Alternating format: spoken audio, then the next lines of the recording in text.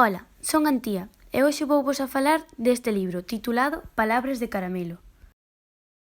Cory era un neno ao que lle gustaban moito os camelos, así que decidiu ir á corte do seu tío a ver todos os que había.